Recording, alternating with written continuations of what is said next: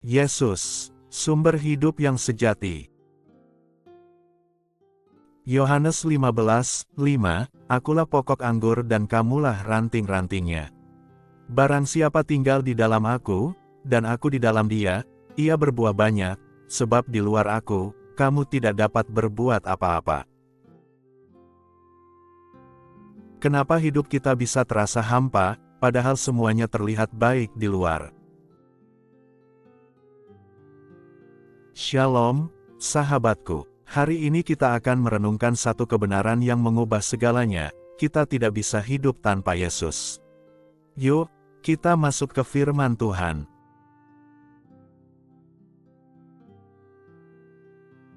Yesus berkata dalam Yohanes 15:5, Akulah pokok anggur dan kamulah ranting-rantingnya.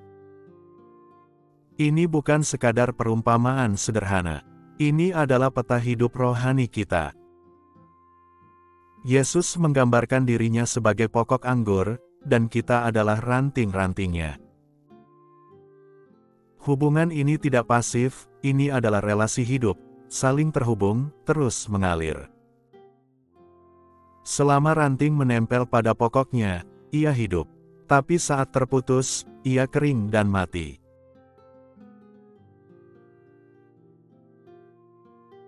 Tanpa Yesus, kita kering. Tuhan Yesus tahu bahwa hidup ini penuh tantangan. Tapi Dia juga tahu bahwa tanpa Dia, kita bukan hanya lemah, kita tidak bisa berbuat apa-apa yang sejati. Kita bisa tetap bekerja, tetap sibuk, tetap aktif di gereja.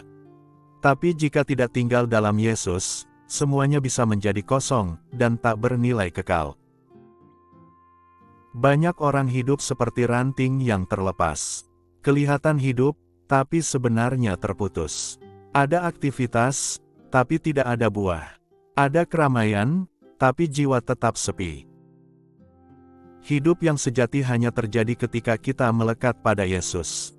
Ketika hati kita terus terhubung kepadanya, lewat doa, penyembahan, dan ketaatan.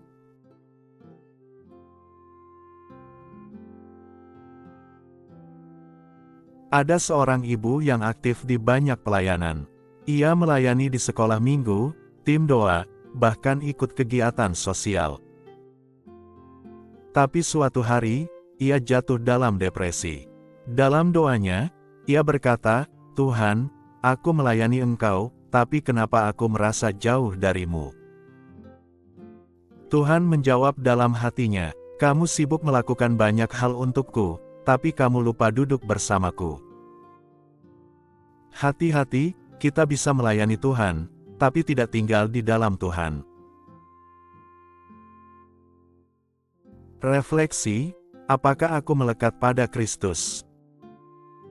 Pertanyaan penting hari ini, apakah aku benar-benar tinggal di dalam Yesus? Atau aku hanya mengenalnya dari kejauhan?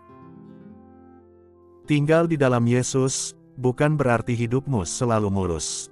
Tapi itu berarti, kamu tidak pernah sendirian. Di tengah badai pun, kamu tetap berakar. Di saat dunia goyah, kamu tetap berdiri. Tinggal di dalam Yesus membuat kita kuat, bukan karena kita hebat, tapi karena Dialah kekuatan kita. Aplikasi hidup yang praktis. Bagaimana caranya tinggal di dalam Kristus? 1. Luangkan waktu setiap hari bersama Dia.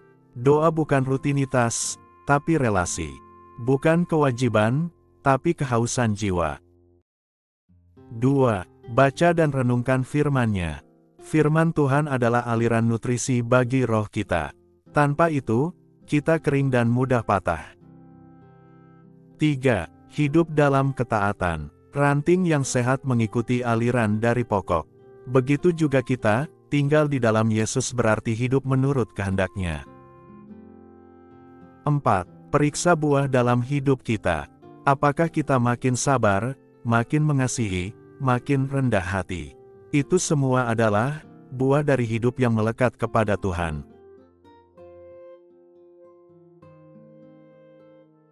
Sahabatku, kalau hari ini kamu merasa kering, lelah, kosong, itu bukan akhir. Itu undangan dari Tuhan, untuk kembali melekat kepadanya. Yesus tidak akan pernah menolak ranting yang mau kembali. Dia akan menyambutmu, dan membuatmu hidup kembali. Mari kita berdoa. Tuhan Yesus, kami ingin tinggal di dalam Engkau. Kami tidak mau hidup jauh dari-Mu. Pulihkan hati kami, sambungkan kami kembali pada kasih dan kuasa-Mu. Jadikan hidup kami ranting yang berbuah, yang memuliakan nama-Mu. Di dalam nama Tuhan Yesus kami berdoa. Haleluya, amin.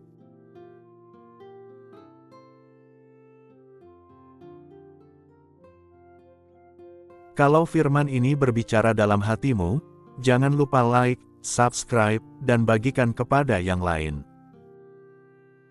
Tulis di komentar, aku mau terus tinggal di dalam Kristus. Tuhan Yesus memberkati.